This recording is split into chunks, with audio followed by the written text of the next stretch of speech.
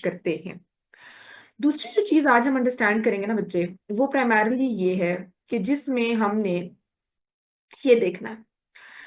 अच्छा, एक चीज अब यहाँ पे आप लोगों ने अपने ज़हन में रखनी है कि आप लोग जब देते हैं रिकमेंडेशंस, तो रिकमेंडेशंस देते हुए आपने किन चीजों का ख्याल रखना होता है। यहाँ पे आप लोगों का एक सवाल जिसमें कि आपने पाकिस्तान यूएस के रिलेशन की बात की कि पाकिस्तान और यूएस के रिलेशन को आप कैसे बेहतर कर सकते हैं, आप उसको कैसे इम्प्रूव कर सकते हैं, वहां पे चीजें कैसे बेहतर हो सकती हैं इन वन वे और अदर।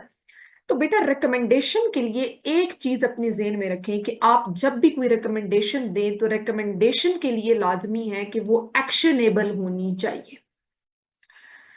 अच्छा, अब एक्शनेबल क्या होता है या एक्शनेबल से हमारी क्या मुराद है या व्हाट इज मेंट बाय, कि इसमें आपने अब एक फार्मूला अपने जेहन में रखना है कि आपने जो सजेशन दी है,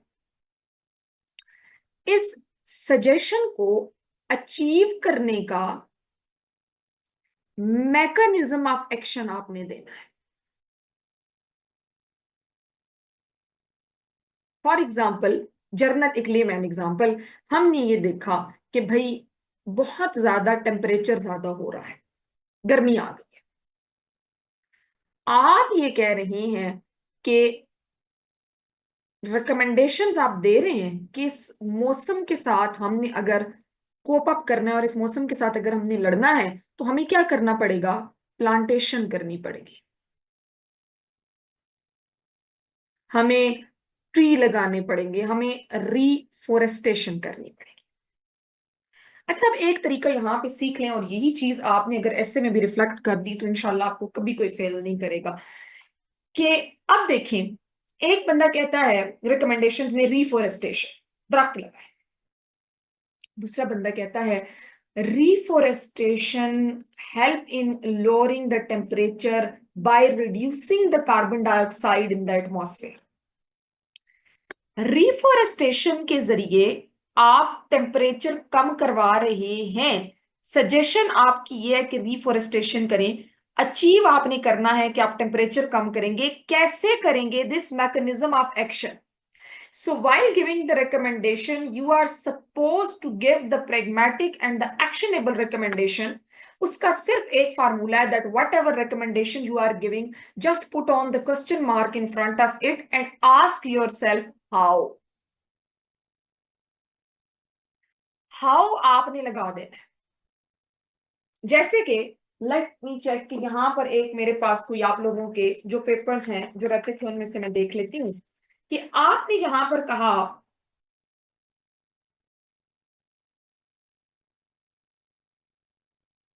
स्ट्रेंथन बॉर्डर सिक्योरिटी।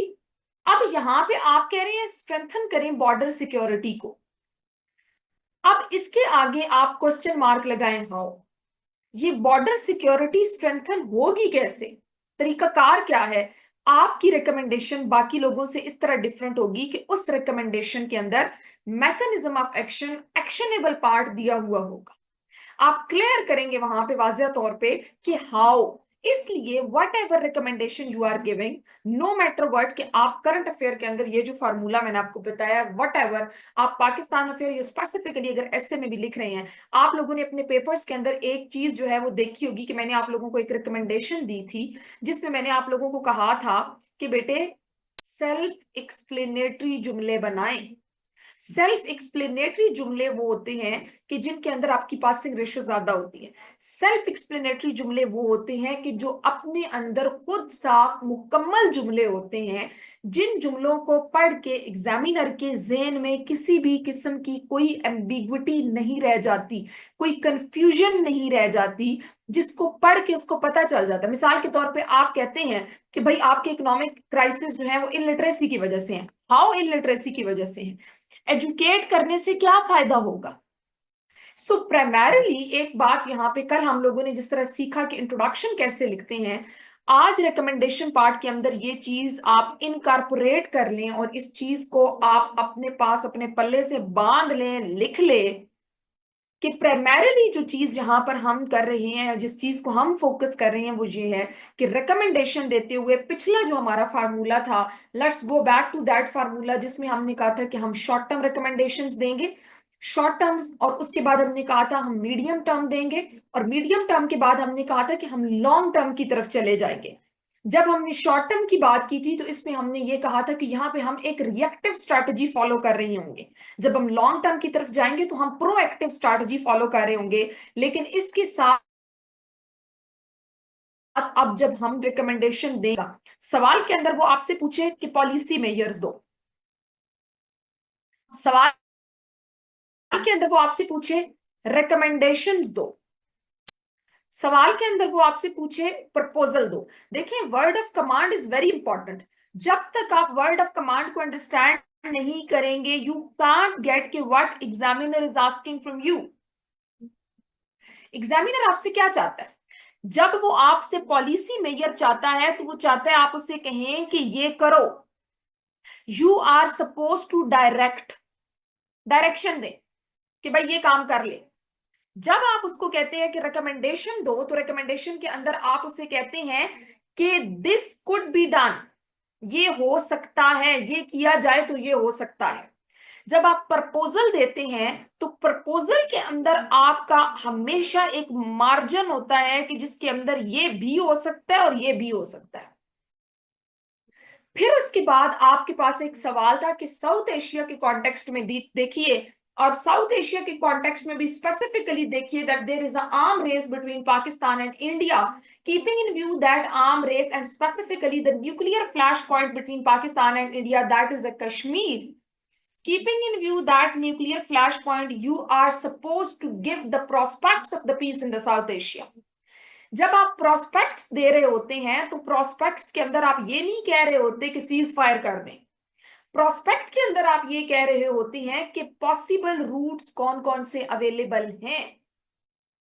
इसमें आप इस तरीके से बात करते हैं कि प्रोस्पेक्ट आपका एक प्रोस्पेक्ट है इकोनॉमी, आपके इकोनॉमिक टाइज किस तरीके से हो सकते हैं, how the trade between the two state can strengthen the economic prospect and that prospect can be cached in the near future. हम कहते हैं कि आपका डिप्लोमेटिक प्रोस्पेक्ट हम किस तरीके से इसमें अचीव कर सकते हैं।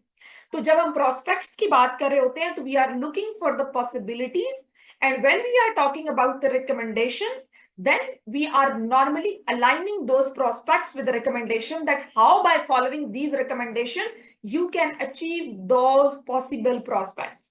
Is it clear to everyone? ये चीज समझ आ गई है? ये हमारा जो एक सीरीज हमने स्टार्ट किया at the start of the topic, that is about the paper attempting techniques. वो जो आप कहते हैं कि पेपर हमने कैसे अटेम्प्ट करना है, how to hit the bull eye, उसमें हमने कल जो चीज सीखी that was about the introduction writing, and today we have discuss the recommendation part. अब आपने जो रिकमेंडेशंस दी हैं आप ही के पेपर में से एक एग्जांपल के तौर पे निकालते हैं। फॉर एग्जांपल आपने यहाँ पर जी पाक अफगान के ऊपर एक बात की हुई है और इसमें आपने कहा हुआ है कि long term policies giving part in CPEC. अब giving part in CPEC के आगे हाउ लगाइए कि सी पैक में हम अफगानिस्तान को कौन सा पार्ट दे सकते हैं, कैसे दे सकते हैं। इस तरह आपके अंदर का जो पॉलिसी एक प्रेगमेटिक पॉलिसी मेकर प्राइमरीली की जिसकी सजेशन इतनी ज्यादा रिफाइन है वो आपके एग्जामिनर को नजर आती है। So you are suppose to do this. समझ आई ये चीज आप लोगों को? दिस इज वेरी इंपॉर्टेंट कि इसको यहाँ पे आपने समझना है और अंडरस्टैंड करना है, और आपने जब रिकमेंडेशंस देनी है तो इसके ऊपर आपने इसकी एलिमेंट की बात करनी है। जो टॉपिक हम नमाज के बाद ही शुरू करते हैं, ये हम पेपर अटेम्प्टिंग की बात करें। हाउ टू गिव रिकमेंडेशंस में बेसिकली मैंने ये आपको ये बताया कि ये this is the part of the series of paper attempting, जिसमें कि हमने कल सीखा था how to write an introduction. Today we are discussing about how to write the recommendations. Recommendation को सेल्फ एक्सप्लेनेटरी, प्रेगमेटिक और फिर हम रेलेवेंट किस तरीके से बना सकते हैं, उसका फार्मूला क्या है, उसका मैंने आप लोगों को एक फार्मूला बताया है, और उसका तरीकाकार मैंने आप लोगों को ये समझाया है कि ये देखिए इसमें आपने एक सिर्फ काम करना है और वो काम आपने ये करना है कि दिस इज द कोर्स। ये जो आपकी सजेशन है इससे आपने अचीव कैसे करना है उस मैकेनिज्म ऑफ एक्शन को भी लिखिए। और इसका आसान मैंने एग्जांपल आपको ये रिफॉरेस्टेशन की दी कि हाउ लगाइए अपनी बात के आगे, तो आपकी चीज जो है वो आपको ज्यादा क्लियर हो जाएगी। जी आयशा। मैम, जिस तरह क्वेश्चंस यस में, आयशा। जी जी मैम, क्वेश्चंस में मेंशन होता है कि critically I can't analyse. Hear you. Ma'am, am I audible? Ma'am am I audible? एक मिनट, मुझे आपकी आवाज नहीं आ रही। एक मिनट, शायद ये माइक बंद है। ये मेरा ma'am am I audible? Laptop नहीं, आपके सर का, इसलिए जी। अब बोले, वो माइक बंद था। मैम अभी जिस तरह क्वेश्चंस होते हैं, बोले, प्लीज बोले। क्वेश्चंस में मेंशन होता है कि क्रिटिकली एनालाइज, तो मैम मैं यहाँ मुझे कंफ्यूजन होती है कि जब भी वर्ड क्रिटिकली एनालाइज आता है तो उस कॉन्टेक्स्ट में उसके स्फेयर में कौन कौन सी चीजें इंक्लूड होती हैं, मुझे उससे रिलेटेड कौन सा मवाद पढ़ना चाहिए, चाहे वो अखबार में है या किसी भी बुक में है। तो मेरे देखिए, नजदीक मुझे यहाँ पे क्रिटिकल एनालिसिस और प्रॉब्लम। एनालिसिस जो है, मैं आपको बताऊंगी how to write a critical analysis, जो हाउ टू राइट एनालिसिस के ऊपर जब हम बात करेंगे, तो प्राइमरली उसमें आपको ज्यादा चीजें क्लियर हो जाएंगी। जब आप क्रिटिकली एनालाइज कर रहे होते हैं तो वहां पे आपसे एक्सपेक्ट किया जाता है कि आप एक अपना एनालिसिस भी उसमें बिल्ड करते हैं, और उसमें आप positive and negative both sides को देख रहे होते हैं, और फिर आप चीजों को रिफ्लेक्ट कर रहे होते हैं। लेकिन अब यहाँ पे आपकी अपनी दी हुई सजेशन का मतलब ये नहीं होता कि आपने वो सजेशन दे दी, ये बात याद रखिएगा। आपकी अपनी दी हुई सजेशन भी किसी रिफाइन ऑथर या राइटर की होती है। ठीक है जी। अच्छा, 5 मिनट की आप लोगों के पास ब्रेक है। We are going to start Indo Pacific. आज हम इंडो पैसिफिक पे बात करने जा रहे हैं। इंडो पैसिफिक की राइवलरीज को देखने जा रहे हैं, वर्ल्ड मैप को समझने जा रहे हैं। वर्ल्ड मैप पे होने वाले कौन कौन से मसले हैं, परेशानियां हैं, उनको ट्रेस डाउन करने जा रहे हैं। यहां से हम देखने जा रहे हैं कि चीजें किस तरीके से हैं, कैसे हैं, और फिर ultimately step by step, one on one unfold करेंगे कि इंडो पैसिफिक का region is why so much important. And then उससे हम ट्रांसेंड करते हुए ऑकस एंड क्वाड की तरफ आएंगे। You have 5 minutes, please be quick. Excuse me ma'am. जी। मैम ये जी जो बोले। आपने थीम बताया पॉलिसी मेजर्स रिकमेंडेशंस और प्रपोजल, उसमें वो जो डिफरेंस है मेन, वो क्लियर नहीं हुआ, आप काइंडली रिपीट कर देंगी?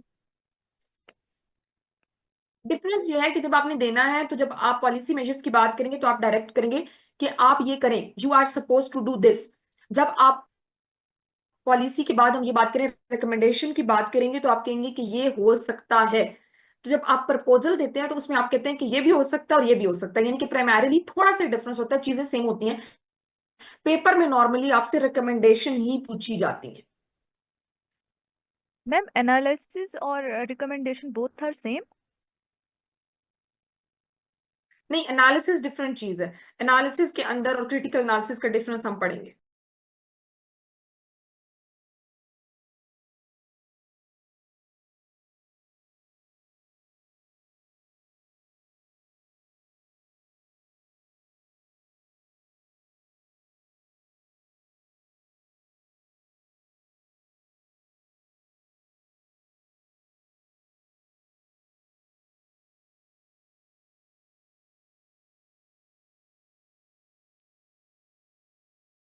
मैम हमारा सेकंड टेस्ट कब तक मिलेगा?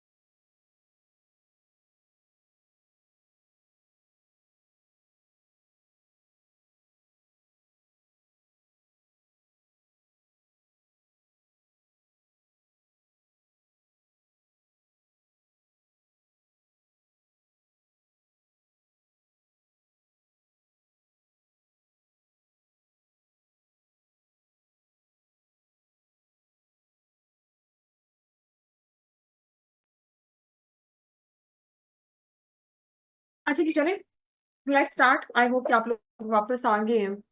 देखिए, इंडो पैसिफिक को समझने से पहले, सब चीजों को अंडरस्टैंड करने से पहले, यहाँ पे हम वर्ल्ड मैप को थोड़ा सा अंडरस्टैंड करते हैं। और ये जो quest of the world power है, दुनिया के ऊपर रूल करने का जो एक ख्वाहिश है, ग्रेट अमेरिका, ग्रेट रशिया, हमने देखते हैं कि हर कोई इस दौड़ में है कि मैं आगे आऊं। ये आप मैप देखें, इस मैप के अंदर यहाँ पे आपको यूनाइटेड स्टेट ऑफ अमेरिका देखने को मिलता है। यहाँ पे अगर आप इसको देखें, यूनाइटेड स्टेट ऑफ अमेरिका से जब हम इधर आते हैं प्राइमरीली, तो United state of America, Argentina, इसको आप एक साइड पे कर देते हैं। दूसरी तरफ आप आए तो यहाँ पे आपको दरमियान में अटलांटिक ओशन देखने को मिलता है। ये आपका रशिया है, यहाँ पे सारे का सारा रशिया है, और रशिया के नीचे करके यहाँ पे चाइना है। इधर आप देखें तो ये आपका इंडिया और पाकिस्तान है, यहाँ पे आपके मिडल ईस्टर्न कंट्रीज हैं, और यहाँ पे नीचे करके ऑस्ट्रेलिया है। ये आपका इंडियन ओशन है, और ये आपका पैसिफिक ओशन है।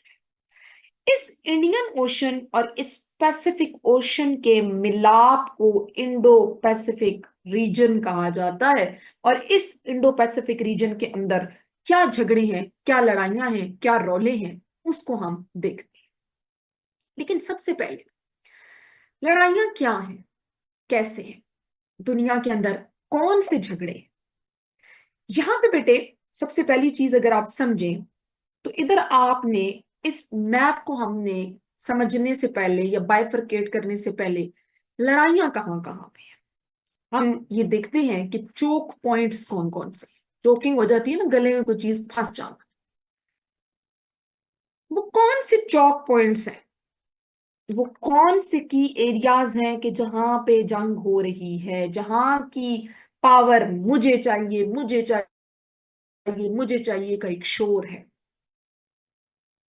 कहां पे वो क्वेस्ट ऑफ द हेजमनी, मैं सिकंदर, मैं बादशाह, और क्यों, वो जगह ही क्यों, कोई और जगह क्यों नहीं? इसको समझते हैं, अंडरस्टैंड करते हैं।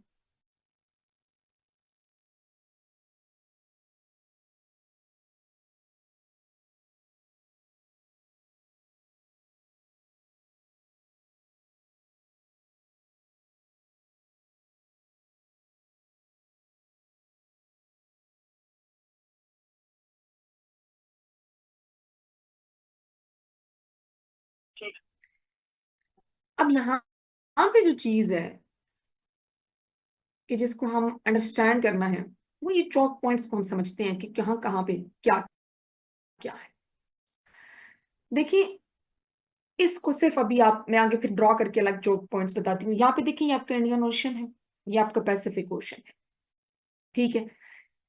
अब यहाँ पे बुनियादी तौर पे जो मेन लड़ाई की जगह है ना, उनको हम ढूंढते हैं। ये आप देखें, ये आपका बे ऑफ बंगाल है, ठीक है, मैम इनको यहाँ पे मार्क मौजूद है। मार्क करते जाए, ऐसे नजर नहीं हमने आ रहा। जब मिडिल ईस्ट पढ़ा, नहीं यहाँ पे भी आप सिर्फ मैप को देखें, आगे हम उन चोक पॉइंट्स को अलग जो ड्रॉ मार्क करते हैं, कर दिया नजर नहीं आ हम उनको अलग अलग बनाते हैं। इसके ऊपर ना वो नहीं आ रहा, इस पे ये लिखेगा नहीं, ठीक है, आई डोंट थिंक सो कि ये इसके ऊपर लिखेगा। मैम कर्सर के जरिए बता दे। मैं अलग से ना इसको, ऊपर हाँ, जो अस्सलाम वालेकुम। एक मिनट, मैं अपनी ना बोर्ड से बताती हूँ। रुक जाए रुक जाए रुक जाए, एक minute, let me share the board. अपनी जो मेरी प्रेजेंटेशन वाला था, एक मिनट, ये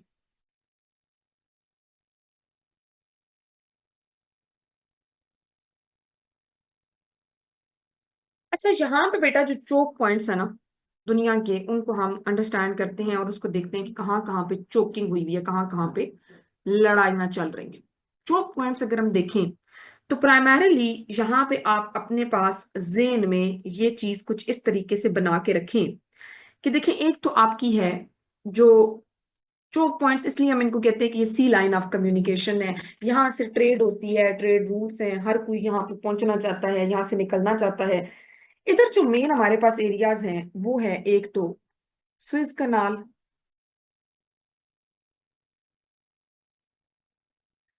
स्विस कनाल के बाद दूसरा है बाबुल मंदिब, बाबुल मंदिब हो गया, ठीक है जी। उसके बाद अब ये कहाँ पे है, सबसे पहले हम स्विस कनाल और बाबुल मंदिब को समझते हैं, फिर उसके बाद हम स्ट्रेट ऑफ हॉर्मोज और स्ट्रेट ऑफ मलाक्का की तरफ जाते हैं। अब आपका ये जो मिडल ईस्टर्न पार्ट अगर आप अपने जेहन में रखें, यहाँ पे हमने जो बनाया था, यहाँ पे हमने ये सऊदी अरब भी देखा, यहाँ पे हमने ऊपर को करके इधर ईरान देखा, सॉर्ट ऑफ हमने ये चीजें जो है देखी, हम ऑलरेडी मिडल ईस्ट पढ़ चुके हैं। तो यहाँ पे ये मेन जो चोकिंग पॉइंट्स हमें बनते हुए दिखाई देंगे, हम वन बाय वन उनको अंडरस्टैंड करेंगे और उनको देखेंगे कि किस तरीके से ये चोकिंग यहाँ पे होती है। खैर इस रूट को मैं आपको समझाती हूँ। अब आपका बुनियादी तौर पे जो अटलांटिक ओशन है, अटलांटिक ओशन से आप जाते हैं मेडिटेरेनियन सी में। अब इस मेडिटेरेनियन सी को आगे आपकी स्विस कैनाल जोड़ती है रेड सी के साथ, और फिर ये रेड सी बाबुल मंदिब के जरिए जुड़ता है इंडियन ओशन के साथ जी। बस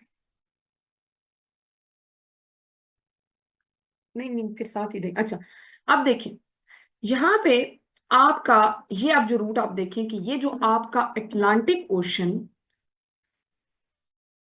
इस मेडिटेरेनियन सी से रेड सी के साथ और फिर आगे चल के इंडियन ओशन के साथ जुड़ गया है, तो ये बाबुल मंदिब और ये स्विस कनाल आपके लिए पहला वो चोकिंग पॉइंट है कि जहां पे आप दुनिया के ऊपर रूल करने के लिए आपके, ये आप देखें मैप, अब इस मैप को आप देखें और यहां से आपको अंडरस्टैंडिंग होगी कि प्राइमरीली ये आपका ये अटलांटिक ओशन, ये जिसको आप नॉर्थ अटलांटिक साउथ अटलांटिक, यहाँ पे आप बेटा इसको ये देखिए, ये वाला इसका कर्सर शायद नजर आए, एक मिनट में इसको ना जूम कर लेती हूँ। अब ठीक है, अब यस जूम मैम। हुआ, ठीक है ना, देखिए अब ये देखें कि ये अटलांटिक इधर मेडिटेरेनियन के पास आया। अब ये मेडिटेरेनियन से बेटा यहाँ पे ये जो मेडिटेरेनियन सी जो है ये आपके रेड सी से जाके जुड़ा है, तो ये आपका पहला चोकिंग पॉइंट है यहाँ पे जिसको हम कहते हैं स्विस कनाल। ठीक है, ये समझ आया आपको, पहला चोकिंग पॉइंट। फिर उस रेड सी से जब आप निकले हैं और इस रेड सी से जब आपने इस इंडियन ओशन में आना है ना, तो ये बाबुल मंदीप से आएंगे आप। एक मिनट जी, जस्ट गिव मी 1 मिनट, एक मिनट बेटा मुझे देखें।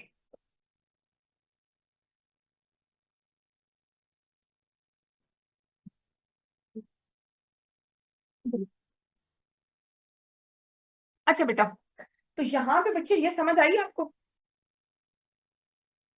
ये चोकिंग पॉइंट समझ आए कि क्यों, कहां पे लड़ कहां पे रहे हैं ना, पहले ये तो पता चले कि इनकी झगड़ा कहां पे है। समझ आया ये देखें, ये यस आप मैम। अटलांटिक से मेडिटेरेनियन में आए हैं, मेडिटेरेनियन से रेड सी में आने के लिए यहाँ पे आपको स्विस कनाल है जी आपकी। इस रेड सी से जब आप इंडियन ओशन में उतरे हैं तो यहाँ पे आपका बाबुल मंदिर है। अब दो इसको जो मुमालिक हैं उनके दरमियान की एक छोटी सी गली आप समझें, वो गली उनके दरमियान से गुजरती है जो बड़े समंदरों को जोड़ती है। अब एक समंदर में अमेरिका ने अपनी 2-3 करोड़ डॉलर की इन्वेस्टमेंट भेजने के लिए यहाँ पे ऑस्ट्रेलिया को इधर से चला दिया। सबसे छोटा रूट है ना, यहां से अमेरिका अटलांटिक ओशन से मेडिटेरेनियन रेड सी से होता हुआ ये ऑस्ट्रेलिया पहुंच गया। यहाँ पे सारी आगे आपकी ये यूरोप की मार्केट, यहाँ पे ये अफगानिस्तान पाकिस्तान की मिडल ईस्ट। अगर वो यहाँ से नीचे से गुजारता हुआ आएगा तो यहाँ पे तो जाहिर बात है हालात को खास ठीक नहीं है। ये वो मुल्क है कि जहाँ पे जंगें छिड़ी हुई हैं, पायरेसी हो सकती है। तो समझ आई कि अमेरिका के लिए ये बड़े इंपॉर्टेंस रखते हैं, क्योंकि भाई उसकी तो मईशत इस पे बैठी हुई है और उसी मईशत के सर पे तो वर्ल्ड पावर है। क्लियर? ये चीज समझ आ गई? आगे चलते हैं।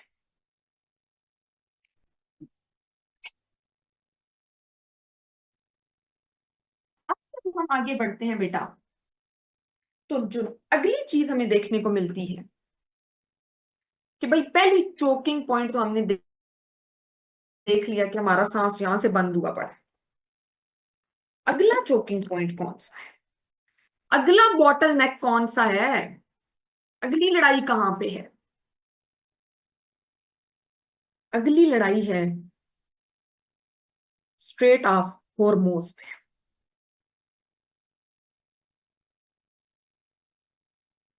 अब ये ज्योग्राफी की जबान के अल्फाज है, ये छोटी से इस पतले रास्ते को आप स्ट्रेट कह रहे हैं, स्ट्रेट ऑफ हॉर्मोज। क्यों? मैम टॉपिक का क्यों नेम बता दे। बेटा हम वर्ल्ड ऑर्डर को समझने की कोशिश कर रही हैं और हम इंडो पैसिफिक की तरफ जाएंगे। हमारा मेन टॉपिक पर्शियन गल्फ है आपका। इस पर्शियन गल्फ को ये स्टेट ऑफ हॉर्मोज मिलाती है इंडियन ओशन के साथ। तो भाई ये भी बड़ा इंपॉर्टेंट है हमारे लिए।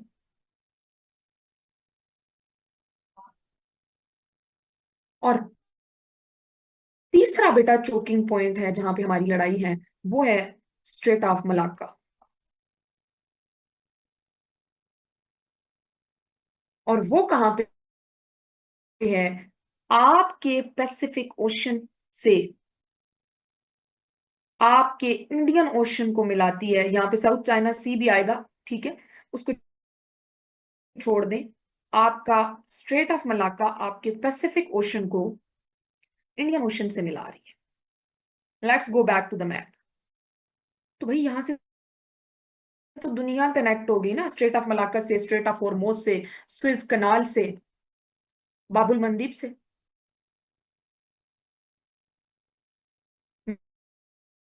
मैप पे आ जाए वापस।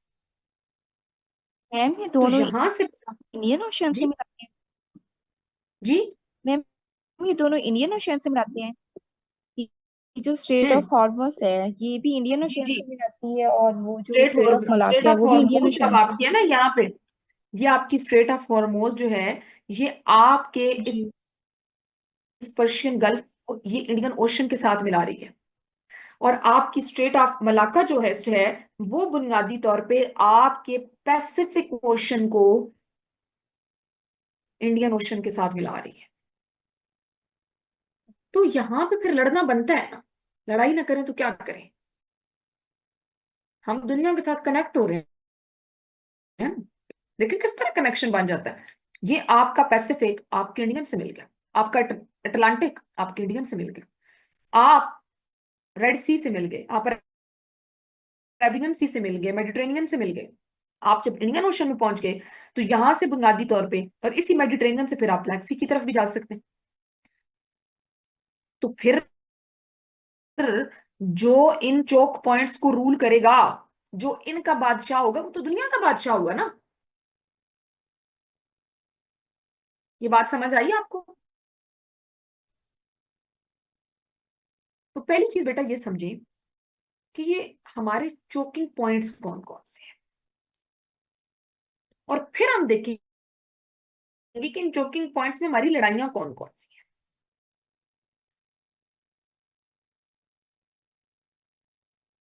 फिर आपको समझ आएगी कि जंगें कौन कौन सी हैं।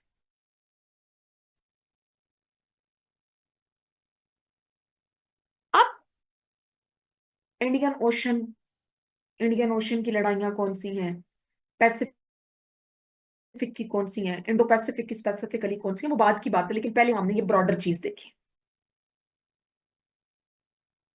अब यहां पे अगर आप देखें, हम एक इमेजिनरी चीज ड्रॉ करते हैं कि जो हमारे ये चोकिंग पॉइंट्स हैं, इनको जब हम मिलाते हैं, जैसे कि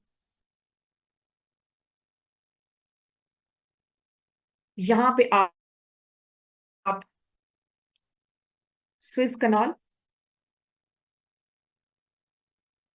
कनाल के हॉरिजॉन्टल और वर्टिकल एक लाइन ड्रॉ कर लें।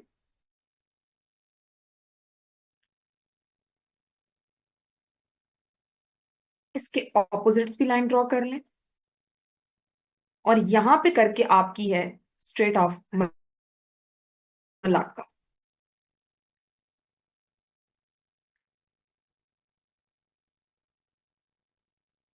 और इसके नीचे आप आते आएंगे तो यहां पे करके है होर्मोस। अब इसके दरमियान का जो एरिया है, यहां पे फॉर एग्जांपल आपका चाइना है, यहां पे करके बेटे आपका ऑस्ट्रेलिया है,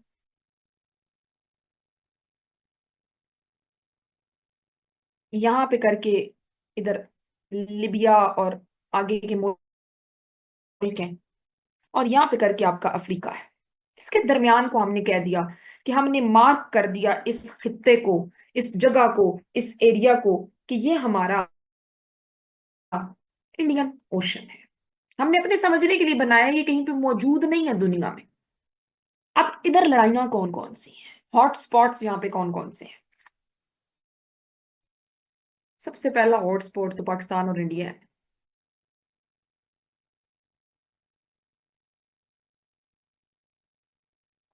पाकिस्तान इंडिया,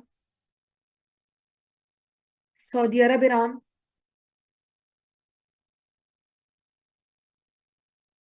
सी पैक, BRI, आपका म्यांमार, ये सारी यहाँ के झगड़े हैं। तो ये झगड़े जो वो लोग कर रहे थे पीछे, उसमें एक तरफ था अमेरिका, एक तरफ था रशिया। तो इसका मतलब है वो इस जगह के झगड़े से जगह के झगड़े के पीछे इंडियन ओशन था, और उस इंडियन ओशन के पीछे ये चोकिंग पॉइंट्स थे।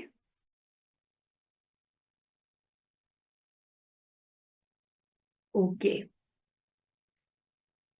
तो बुनियादी तौर पे ये क्वेस्ट फॉर हेजमनी है। कौन बनेगा डॉन, कौन बनेगा सिकंदर, ये उसकी स्ट्रगल है। ये वर्ल्ड ऑर्डर जो आज डिसऑर्डर का शिकार हो गया है,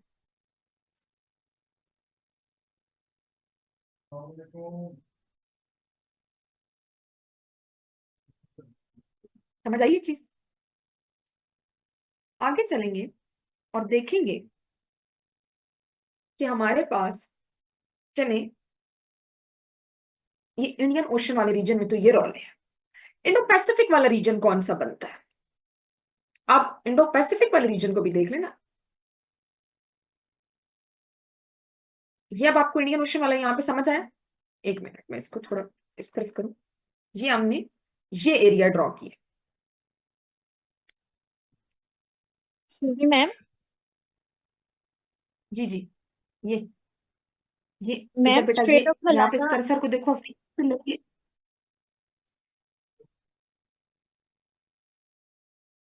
जी जी, ma'am strait of Malacca Indian ocean को किसके साथ मिलाती है? पैसिफिक के साथ। मैम आप मैप पैसिफिक, पे मार्क कर सकते हैं प्लीज? पैसिफिक से आप ईस्ट साउथ चाइना सी के साथ मिलते हैं, ईस्ट चाइना से साउथ चाइना, साउथ चाइना से इंडियन ओशन। ओके ठीक है, थैंक यू। ये मैम अस्सलाम वालेकुम। जी जी, मैम ये पीडीएफ जो है ना एडिटेबल है, काइंडली ऊपर से इसको एडिट करवा सकते हैं? इस पे लाइन आ सकती है, ड्रा हो सकती है ये दिस। ये थैंक यू। मैंने बोला, ये ऑस्ट्रेलिया से आप शुरू हुए, यहां से हम यहाँ पे चाइना के पास आए, चाइना से हम इधर ये यहाँ, और यहां से हम इधर अफ्रीका तक जब आए तो इसको हमने कहा इंडियन ओशन। ठीक है। और इस इंडियन ओशन के फिर हमने कुछ झगड़े देखे, जिसमें कि ये पहला झगड़ा है पाकिस्तान और इंडिया का।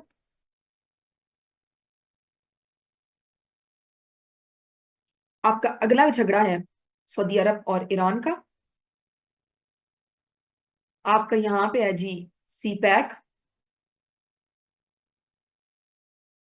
आपका यहाँ पे म्यांमार है, और भी बहुत सारे हैं लेकिन वो आपके काम के नहीं। मैम मैम म्यांमार क्या है? मुल्क मुल्क, उसके क्राइसिस है ना। जिस तरह लोग आपके मारे जा रहे हैं ना, आप कहते हैं कि डिटेंशन कैंप्स में गाजा क्राइसिस है, इसी तरह के वो भी है। उनकी डिटेल में नहीं जाए, बड़ा रौला है।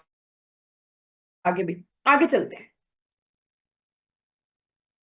एक मिनट आगे आते हैं और फिर वापस मैप पे जाती हूँ। मैं जरा पावर पॉइंट पे आ जाऊँ। अब यहां पे जब हम आए हैं, अब देखें इंडो पैसिफिक रीजन की तरफ चले। बेटा इंडो पैसिफिक रीजन को इस तरीके से हम जेन में रखेंगे। इंडो पैसिफिक का हमारा रीजन बनता है, यहां से शुरू करें, ये आपका रशिया है ऊपर। ये मैप पे भी फिर बेटे ड्रॉ कर देती हूँ। ये आप रशिया से नीचे हैं, इसके हॉरिजॉन्टल लाइन ड्रॉ करें, इसके वर्टिकल लाइन ड्रॉ करें। ये आपका न्यूजीलैंड बैठा हुआ है सबसे नीचे। ठीक है। अब ये आपका सारे का सारा इंडो पैसिफिक का रीजन बन जाता है। ठीक है जी। इस इंडो पैसिफिक के रीजन के अंदर यहां पे अब आपके जो हॉट स्पॉट्स हैं, जो आपके इश्यूज हैं, उसमें फिर आपका पाक इंडिया, आपका ऑकस, आपका क्वाड, आपका जी एससीओ की ऑर्गेनाइजेशंस, आपके आसियान कंट्री, आपके सार्क साउथ एशियन एसोसिएशन, या अपनी सारी ऑर्गेनाइजेशंस इंशाल्लाह पढ़ेंगे। ये सारे का सारा मामला फिर यहां पे आ जाता है। इसके अंदर फिर आपका साउथ चाइना सी,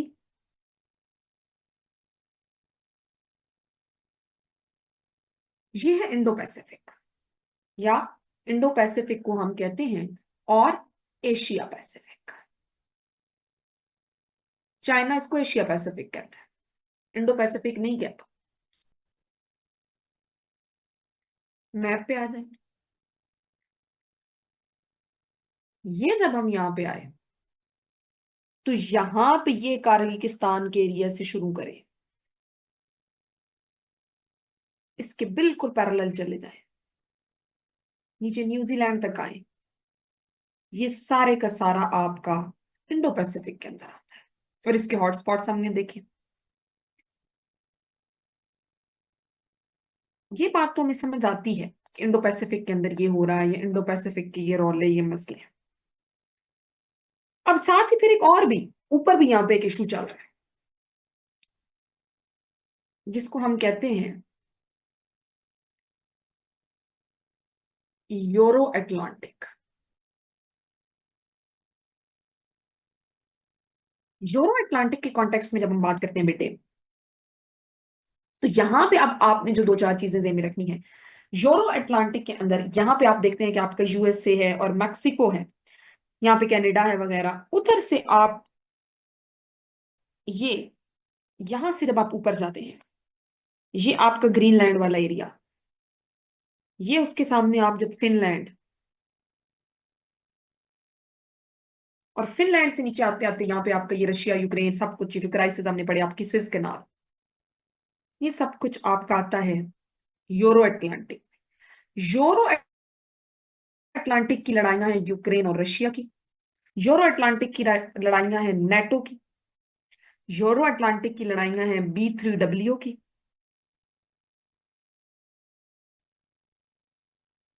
तो यहां पे बेटे come back, let me come back to the map.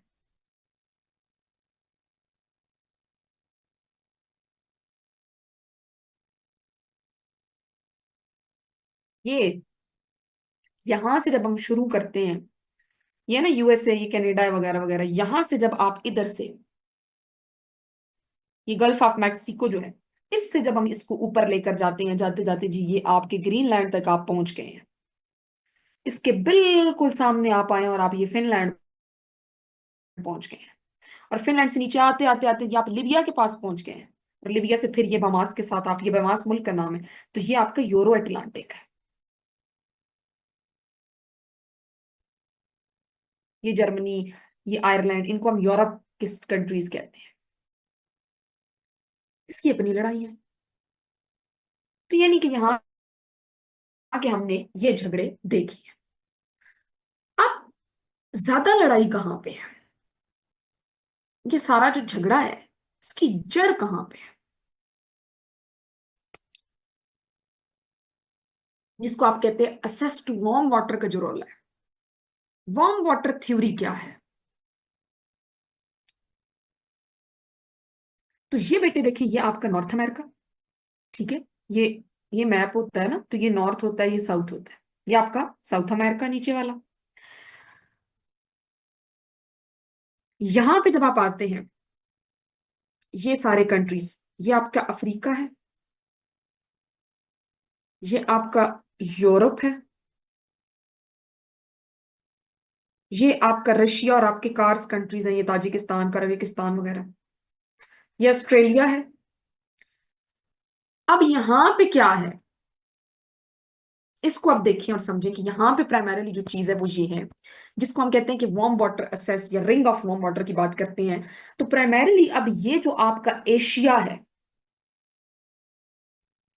यहां पे जो आपका ये मिडल ईस्ट है, पहला पॉइंट ये है। इस मिडल ईस्ट के अंदर आपका पर्शियन गल्फ आता है। दूसरा आपका एशिया है। एशिया से आप नीचे उतरते हैं तो आपका साउथ चाइना सी है, जहां पे सबसे ज्यादा मिनरल्स हम साउथ चाइना सी पढ़ेंगे। और यहां से आते आते जब आप आते हैं नॉर्थ अमेरिकन साइड पे, या नॉर्थ ईस्टर्न, सॉरी, अफ्रीका की साइड पे, तो ये सारा जो रिंग है यहां पे रोले हैं। इसको हम कहते हैं warm water theory, access to warm water. Russia हमेशा से जी उसका क्वेस्ट है कि वो वार्म वाटर्स तक जाना चाहता है।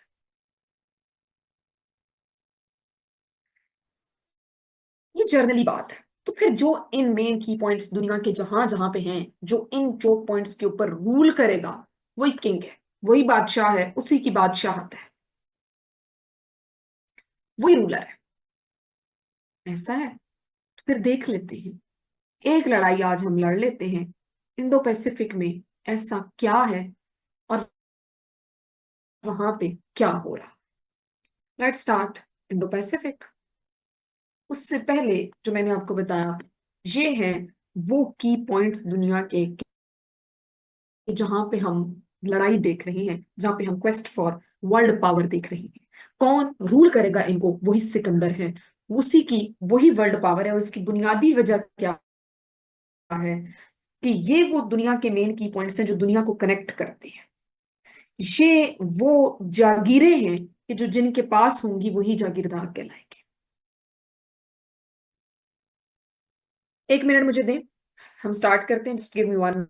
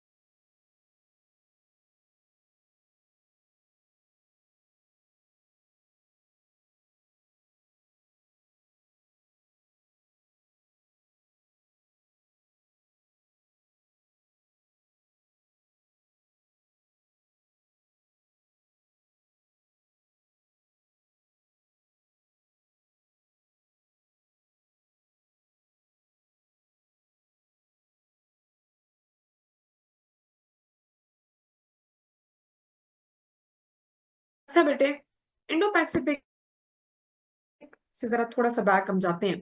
आप हिस्ट्री में जब देखें तो कुछ वर्ड्स आपके को सुनने को मिलते हैं, पैक्स ब्रिटिकानिया, पैक्स अमेरिका, और आजकल आप सुन रहे हैं पैक्स सेनेका। जब हम देखते हैं तो एक दौर और हमें वो देखने को मिलता है कि जब दुनिया में बरतानिया राज कर रहा है, बरतानिया का अरूज है, और ऐसा अरूज है कि जहां पे हम ये देखते हैं कि बरतानिया दुनिया को अपनी कॉलोनी बनाना चाहता है, वो कॉलोनाइज करना चाहते हैं, और वो ये कहते हैं कि उनका रूल हो और वो दुनिया को अपनी मुताबिकत से चलाएं। उनका कंपटीटर आता है अमेरिका। जब आप वर्ल्ड पावर होते हैं तो उसमें बुनियादी तौर पे वर्ल्ड पावर होना सिर्फ आपको इकोनॉमिकली स्ट्रांग होना ही आपको वर्ल्ड पावर के लिए क्वालिफाई नहीं करता। इसके लिए आपकी ह्यूमन डेवलपमेंट, आपकी न्यूक्लियर फोर्सेस, आपकी इंटरनेशनल पॉलिटिकल इकोनॉमी, ये तमाम के तमाम की एलिमेंट्स का अलाइन होना बड़ा जरूरी है। फिर हम ये देखते हैं कि अमेरिका एक हेजमॉन बन के सामने आता है, लेकिन इसके मुकाबले में एक सोवियत रिपब्लिक है जो बड़ी पावरफुल है। बरतानिया से अब वो ताज शिफ्ट हो गया इनके दरमियान। ये लड़ते हैं, मरते हैं, और फिर एक दौर आता है कि जब कोल्ड वॉर एरा शुरू होता है कि जिसमें जितना दम वो लड़े। अमेरिका जीत रहा है, रशिया दौड़ में है, लेकिन अमेरिका जो है वो उस दौड़ में जरा आगे है। लेकिन इसी दौरान दुनिया का वो एक वर्ल्ड ऑर्डर जिसमें कि मोस्ट पावरफुल और हेजमॉन जो है अमेरिका, इसका ताज चाइना की तरफ आ जाता है। चाइना की तरफ किस तरह आता है? आया नहीं है, आज भी नहीं आया, लेकिन चाइना रेलेवेंट हो गया है। और चाइना रेलेवेंट हुआ है अपने फोर फादर के विजन के साथ। चाइना लड़ के मर के नहीं हुआ, चाइना होता है soft power diplomacy. Soft power diplomacy ये कहती है कि डिपेंडेंसी क्रिएट करेंगे गुड़ से जो मरे जहर की।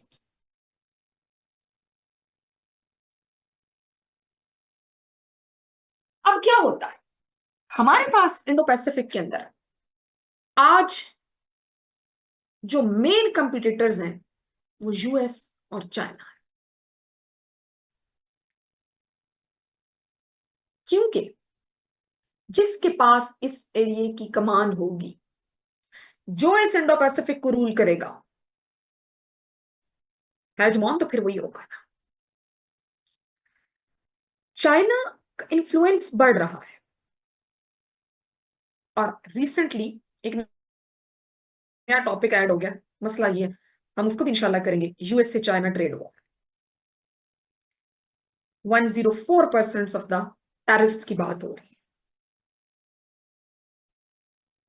चाइना को यूएस कर्टेल करने की कोशिश कर रहा है, जाहिर बात है, और वो कंटेन करेगा, क्योंकि हम जब इंटरनेशनल रिलेशन में चीजों को देखते हैं और पढ़ते हैं तो इसमें ये नहीं होता कि आप कबूतर की तरह आंखें बंद कर लेते हैं।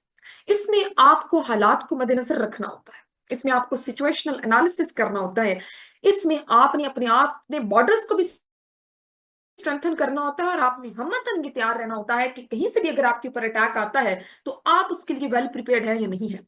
इंटरनेशनल रिलेशन के अंदर किसी भी अपने से स्ट्रॉन्ग स्टेट से या अपनी राइवल स्टेट से ये एक्सपेक्ट करना कि that will not attack on you because you are not attacking is just like that you are looking toward the lion and thinking that lion will not eat you because you can't eat the lion.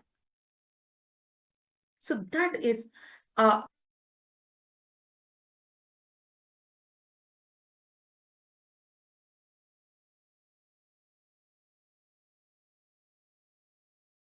खुद को वहां पे strong नहीं करा तो मैं खुद को वहां पे स्ट्रॉन्ग न करूं। देयर इज अ क्वेस्ट, कोशिश है, एक स्ट्रगल है। अब यहां पे जो मेन चीज है, जो यूएस क्या कहता है, यूएस का इंडो पैसिफिक के ऊपर क्या स्टांस है, यूएस ये कहता है as per the Biden, US की एज पर द 2021 की इंडो पैसिफिक स्ट्रेटजी, वो ये कहता है, सबसे पहली बात,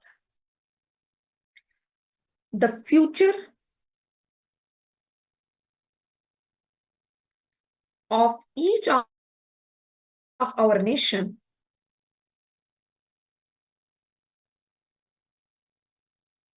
each of our nation, America on the behalf of all बात कर रहा है। इस टोन को आप समझिएगा कि हम तमाम जो कौमी अक़वाम है, मैं उनका नंबरदार बन के ये कह रहा हूं कि हमारा जो फ्यूचर है, future of each of the nation of our world, जो हमारी दुनिया में मौजूद है, वो डिपेंड्स करता है ऑन अ फ्री, आजाद, न तुम्हारा न मेरा, ओके,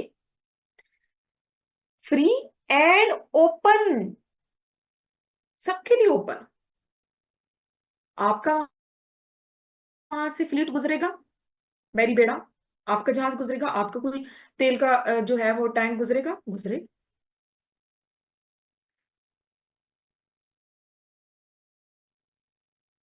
enduring and flourishing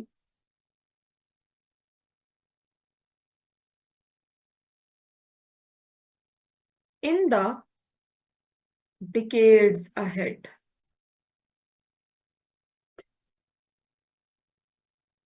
अब ये है यूएस की, कि वो कहते हैं कि हम सब की बका इसमें है, इंडो पैसिफिक आजाद हो। अब ये चीज उनके खुद पे अप्लाई नहीं होती, इसका ये मतलब नहीं है कि वो इंडो पैसिफिक में इंजीनियरिंग नहीं कर रहे या वो इंडो पैसिफिक का कंट्रोल हासिल नहीं कर रहे, लेकिन वो कह रहे हैं कि इंडो पैसिफिक फ्री हो, ओपन हो सबके लिए। अब ये जो अगली बात है ना कि इस खित्ते की फ्लरिशिंग हो, तो जब फ्लरिशिंग हो तो इसका मतलब ये है कि जहां पे भी बात होगी फ्लरिश करने की, ग्रो करने की, आगे बढ़ने की, तो भाई हम तो मदद के लिए मौजूद है ना वहां पे। हम थोड़ी ना काबिज होने के लिए, हम तो इंडो पैसिफिक को फ्लरिश कराना चाहते हैं, हम तो वहां के हालात को बेहतर करना चाहते हैं, वहां पे चीजों को स्ट्रेंथन करना चाहते हैं, हम तो वहां पे मॉडर्नाइज करना चाहते हैं। चाइना कहता है मैं पागल हूं, बच्चा समझा हुआ है। तुम लोग यहाँ पे आके अपनी फौजें उतार दो, तुम लोग यहाँ पे आके अपनी टैंक उतार दो, तुम लोग यहाँ पे आके अपनी मशीनरी इंस्टॉल कर दो और कहते रहो कि हम तो इंडो पैसिफिक को फ्लरिश कर रहे हैं, फ्लरिश कर रहे हैं, और मैं बैठा देखते रहूं कि चलो जी भाई बड़े अच्छे लोग हैं, मैं यहाँ पे आके इंडो पैसिफिक को फ्लरिश कर रहे हैं, और फ्लरिश करते करते करते तुम इंडो से पैसिफिक को कि चाइना को आके कंटेन कर लो। चाइना जो अपनी ट्रेड, जो कि मार्केट के अंदर डंप ट्रेड के फिनोमिना के ऊपर है, कि जो कहता है कि फेंको भाई, जिसकी वो पॉलिसी है कि भाई 10 की नहीं बिक रही है, 1 की बिक रही है, दे दो, दो, उसका रूट खतरे में डाल दो।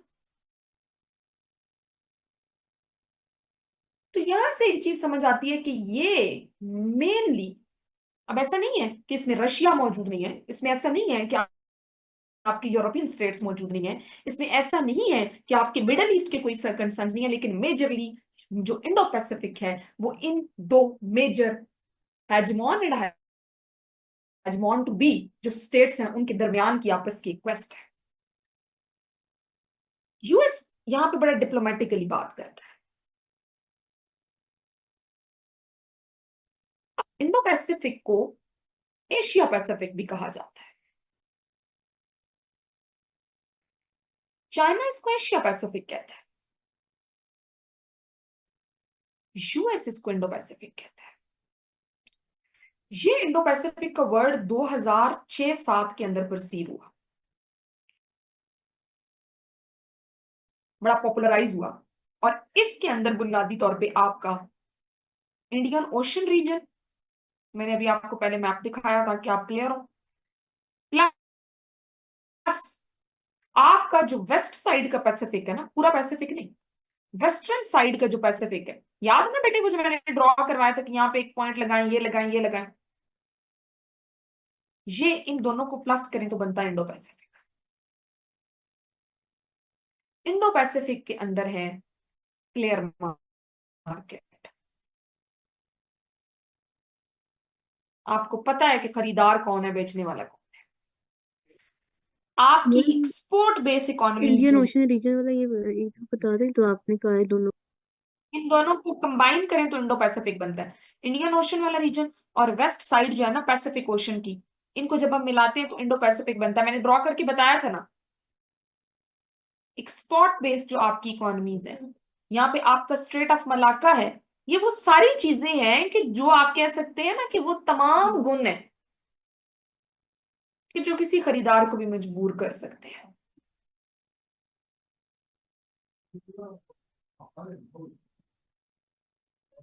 अब देखते हैं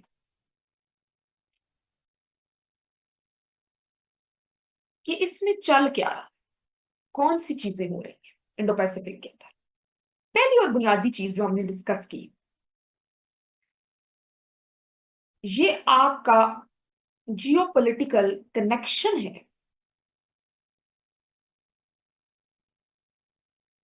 between Indian and western Pacific,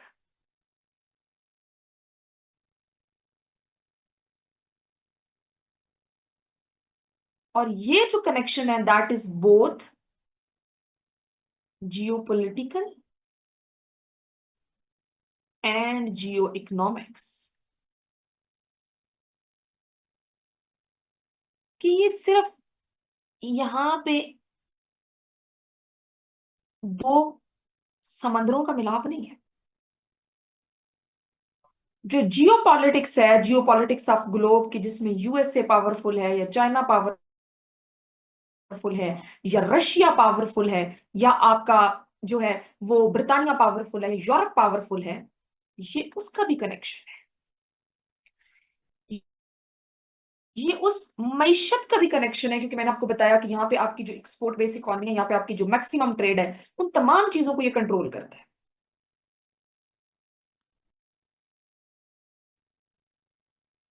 ठीक है, सही है, बात समझ आती है पर दिमाग कि यहाँ पे ये चीज है। आगे बढ़ते हैं जी। क्लास हो रही है? क्यों आपको लगता है कि क्लास नहीं हो रही?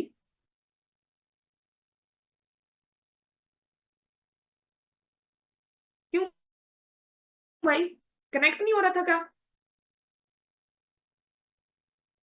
दूसरी चीज ये इसलिए इंपॉर्टेंट है, वो जो रिंग था, याद करो बेटा, जो मैंने आपको बनाया, वार्म वाटर थ्योरी। दुनिया ने अब शिफ्ट पकड़ लिया है, जिसको आप कहते हैं ना ईस्टवर्ड शिफ्ट, ईस्ट की तरफ।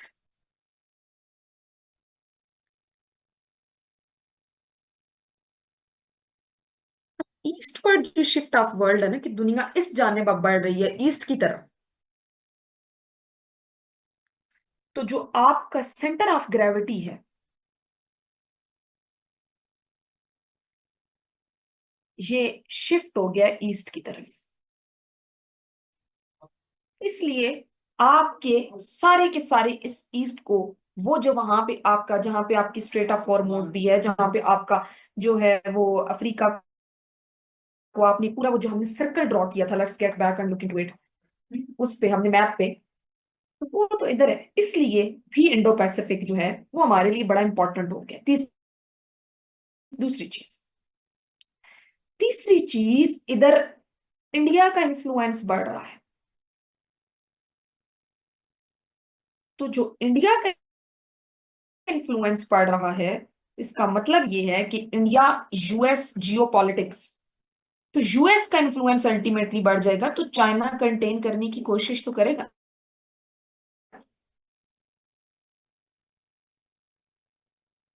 ये रिसेंट की एलिमेंट्स हुए हैं इंडो पैसिफिक के अंदर कि ये चीज हो रही है।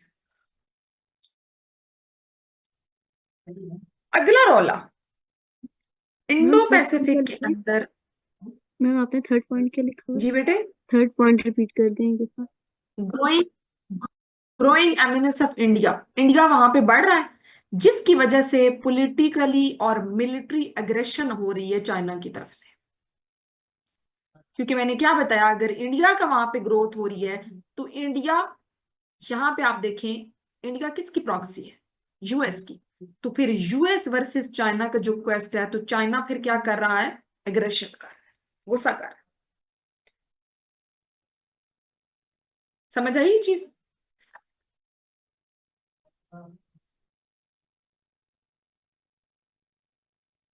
ये बात समझ आई आप लोगों को? Yes ma'am.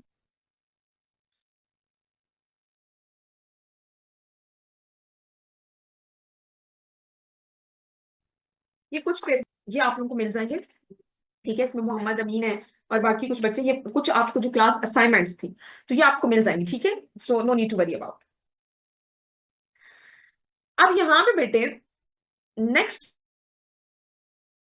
जो हमारे पास मामला है,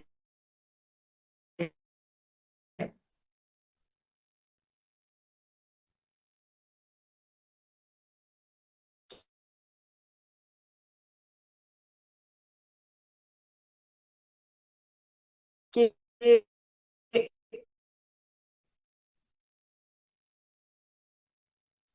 इंडो पैसिफिक सबके लिए भाई खोल दो, ओपन हो, वहां पे किसी का कोई कंट्रोल नहीं होना चाहिए, ठीक है? आपकी बात भी सही है जी। कनेक्शंस बनाए within and beyond the reason,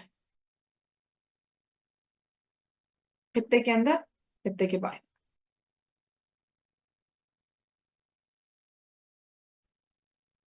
तीसरी चीज, अब यहां पे जब ये चीज लेकर आते हैं ना कि प्रोस्पेरिटी करें जी, रीजनल प्रोस्पेरिटी, तो भाई इसका मतलब है प्रोस्पेरिटी हमारे बगैर कैसे हो सकती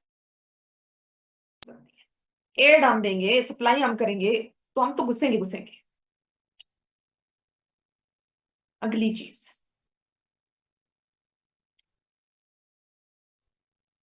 इंप्रूव करें, इन्हांस करें इंडो पैसिफिक की सिक्योरिटी को। किसके खिलाफ? चाइना के खिलाफ ना मेजरली। ओके, क्लियर नहीं कह रहे, डायरेक्ट नहीं कह रहे। इंडो पैसिफिक में और भी बड़े थ्रेट्स हैं, लेकिन सबसे बड़ा लूमिंग थ्रेट तो चाइना ही है ना, ठीक है? समझ आ गई? जब सिक्योरिटी बेहतर हो जाएगी तो फिर रेजिलियंस बिल्ड करेंगे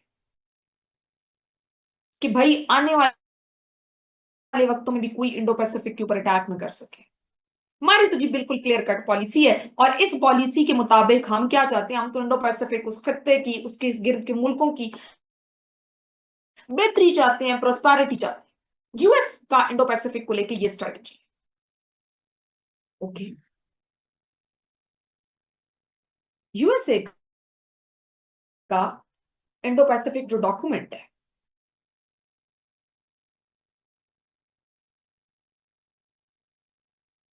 दो 2022, जिसमें प्राइमरीली यूएसए यही कह रहा है कि फ्री हो, ओपन हो, स्ट्रेटेजिक हो, यानी कि प्राइमरीली वो किसी भी किस्म के इन्फ्लुएंस को यहां पे बर्दाश्त नहीं कर रहा, लेकिन अपने इन्फ्लुएंस को with the name of prosperity वो जस्टिफाई कर रहा है।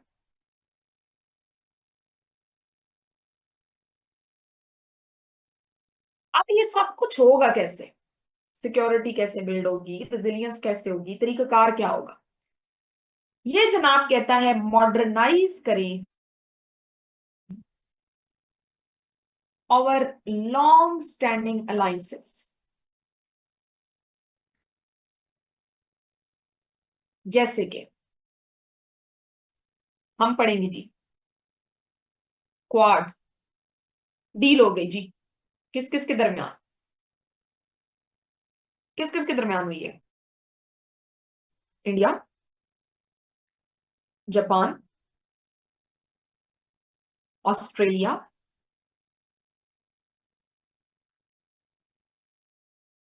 और आपका जी अमेरिका। तो ये अलायंस जो आप कह रहे हैं ना कि नई अलायंस बनाए, तो ये अलायंस वर्सेस तो चाइना ही है ना, उसी को कंटेन कर रहे हैं ना आप सब।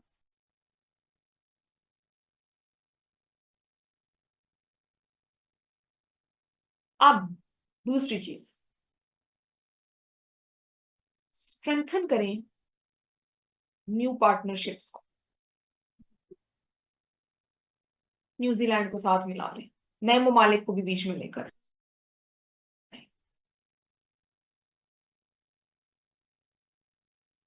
दो दुश्मन है अगर एक के, तो आपस में दोस्त बन जाए, ठीक है।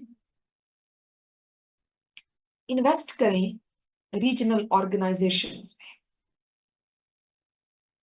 इस खित्ते की जो ऑर्गेनाइजेशंस हैं, आसियान है,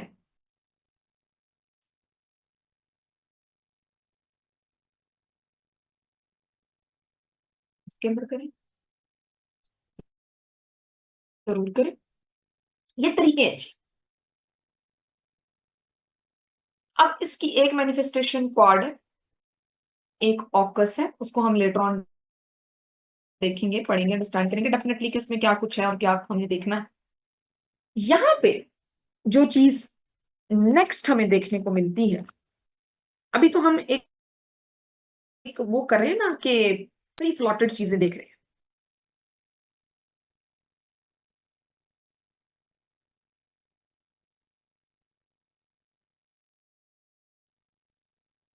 चाइना अब क्या कर रहा है? चाइना स्ट्रेटेजिकली यहां पे स्ट्रेंथन है,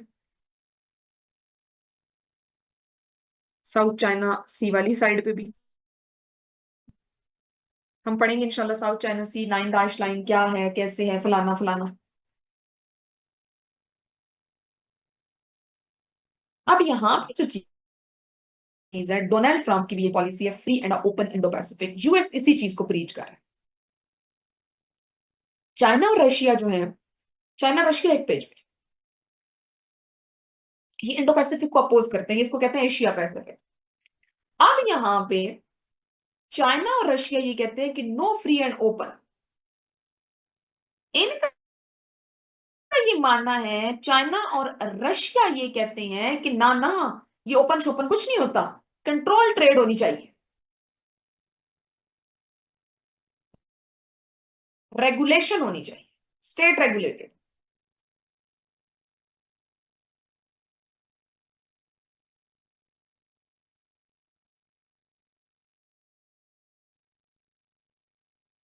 खुली छूट नहीं है, स्टेट कंट्रोल करे।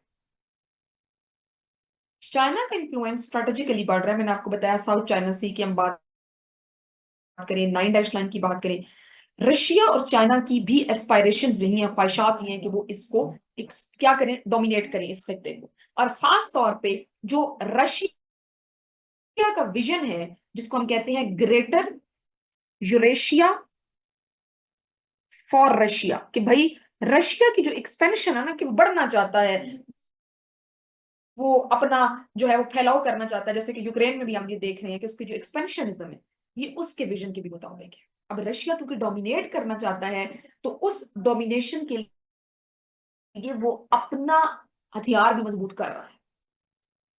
वो अपने हथियार कैसे मजबूत कर रहा है?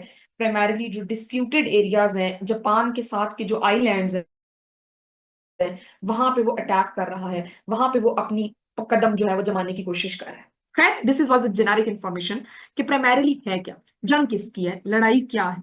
अब लड़ाई है किस तरह की, कैसी है, उसके ऊपर तो हमने डिटेल में बात करनी है कि प्राइमरली हमारे पास इसमें है क्या कुछ। उसको थोड़ा सा हम ऑर्गेनाइज कर लेते हैं, लेकिन सबसे पहले हम इसको देखें कि जो हमने अभी तक बात की है, ये आपकी अंडरस्टैंडिंग के लिए है कि इसमें क्या कुछ आपने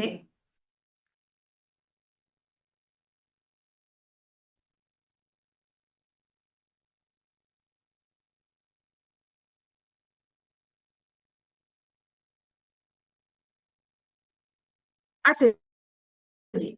सो लेट्स मूव अहेड। कुछ चीजें अभी डिस्कस होंगी, बाकी कल होंगी, ये एक क्लास का टॉपिक नहीं और ये बड़ा हैवी भी हो जाएगा आप लोगों के लिए। So I am not going to end it in a day, one day, इसको हम कंप्लीट नहीं करने जा रहे। तो प्राइमरीली ये एक ज्योग्राफिकल एक्सपेंशन जो मैंने आपको दिखाई है। अब इंडो पैसिफिक के अगर हमें रीजन को आपको जनरली बताऊं, तो बेटा आपको मैंने बताया, इसको थोड़ा सा हम ना India, China, Japan, Pacific ocean है ये सारा, इस साइड पे, या मैं उस साइड से मैप ड्रॉ कर रही हूँ? ये मैं एक ब्रॉडर मैप आपको बता रही हूँ। इंडियन ओशन,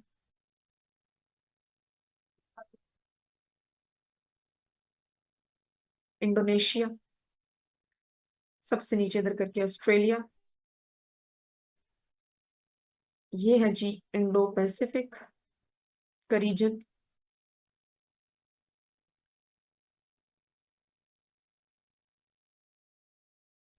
और यहाँ पे है जी फिलीपींस। तो ये इस सारे के सारे को हम मार्क कर लेते हैं माड़ा मोटा इंडो पैसिफिक। बेटे यहाँ पे बुनियादी तौर पे इंडो पैसिफिक जो है वो अफ्रीका से, यानी कि जो अगर हम देखें तो ये कहते हैं कि ये स्ट्रेच करता है from the eastern coast of Africa to the Indian subcontinent, through south east Asia to the Pacific coast of America, यानी कि अफ्रीका से अमेरिका तक ये फैला हुआ है। Half of the world population इसके अंदर, 7 of the world 10 largest militaries, 2/3 of the global economic output, ये तमाम चीजें इसके अंदर मौजूद है। ये बहुत इंपॉर्टेंट है दुनिया के अंदर अगर हम देखें तो स्ट्रेटेजिकली, न सिर्फ रीजनल प्लेयर्स के लिए जो इस रीजन में, इस खित्ते में मौजूद है, कि जिनके साथ ये लगता है, जिसमें ये चाइना, इंडिया, जापान वगैरह जिनको मैंने यहाँ पे हाईलाइट किया है, बल्कि जो आपकी वर्ल्ड पावर्स हैं जिसमें कि हम quest for the hegemony of the US, Russia, Europe, UK, या फिर आपका चाइना देखें, तो उनकी भी बड़ी यहाँ पे इंपॉर्टेंस है। ये फ्रेज बेटा इंपॉर्टेंट गेन जो, जिसको हम इंडो पैसिफिक कहते हैं, 2007 का साल था जब जापान का प्राइम मिनिस्टर था, जिसको हम कहते हैं शिंजो अबे, ये नाम था जिस बंदे का। शिंजो अबे जो है वो बुनियादी तौर पे वो बंदा था, उसका मेन जो कि विजन आप ये कह सकते हैं कि उसने ये किया कि उसने एक मिलाक, एक टर्म ऐसे बोल दी, उसने कहा कि इंडिया और पैसिफिक ओशन जो है वो ब्रॉडर एशिया है और ये एक इंटीग्रेटेड स्फीयर है, तो हम कह सकते हैं कि ये, हम इसे मिला के पढ़ें तो ये एशिया पैसिफिक का रीजन बनता है। अब इसने ये जो टर्म है ना एशिया पैसिफिक की, जो लेटर ऑन फिर हमने रिप्लेस होती हुई दिखाई देती है इंडो पैसिफिक के। अब बेटा हमारे पास जब हम इसकी ज्योग्राफी की बात करते हैं, तो मैंने आप लोगों को पहले बताया कि ये तो एक हमने ब्रॉड मैप देखा है, तो प्राइमरीली अगर हम दुनिया के मैप के ऊपर वो जो चौक पॉइंट्स देखें वो तो हमें आते ही आते हैं। सिग्निफिकेंस की बात करें तो एक बात जो मैंने आपको पहले बताई कि सिग्निफिकेंस अगर हम इस खित्ते की, कि भाई क्यों इतना इंपॉर्टेंस हो गया, तो सिग्निफिकेंस में पहली चीज जो हमें देखने को मिलती है that is Jio economic centre of gravity.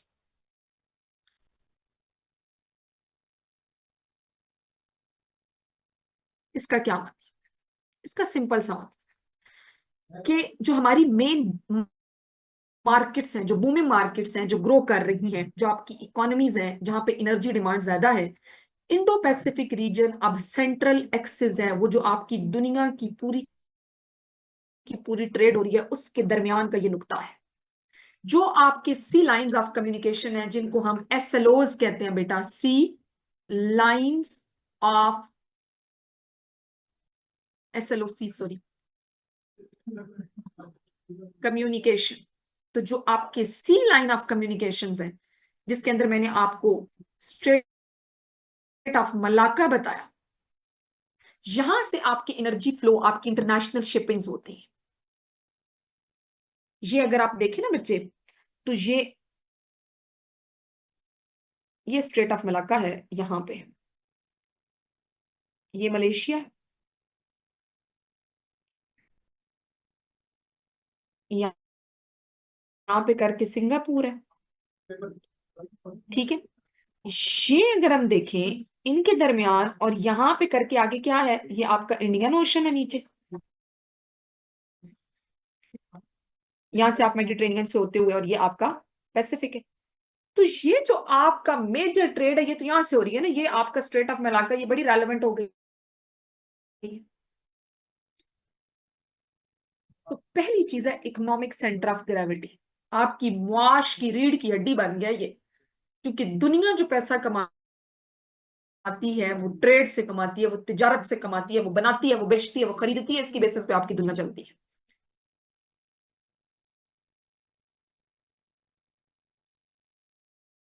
बेटा उसके अलावा टाइम क्या होगा, कितना टाइम हमारे पास? मैम 4 मिनट रहते हैं।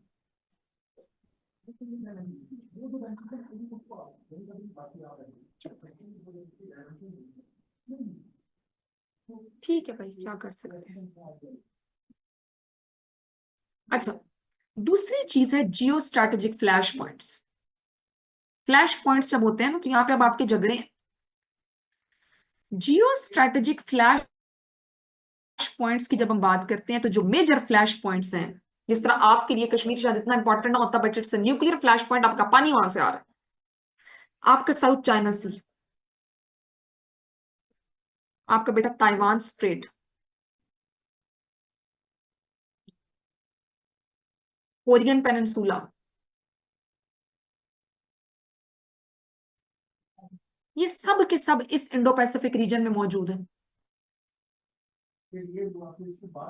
तो जो पोटेंशियल कंफ्लिक्ट है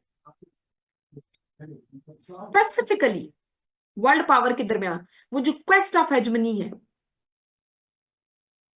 चाइना कहता है मेरा, यूएस कहेगा मेरा है, तो रोला तो ये है ना, इशू तो ये है। साउथ चाइना सी जब आप पढ़ेंगे तो आपको पता चलेगा, 9 डैश लाइन वाला रोला Taiwan, Philippine, Brunei, Malaysia, Vietnam से होता हुआ ये, वो कहता है ये मेरे क्लेम है। वहां पे बड़ी लड़ाइयां होती हैं यूएस की और चाइना की आपस में।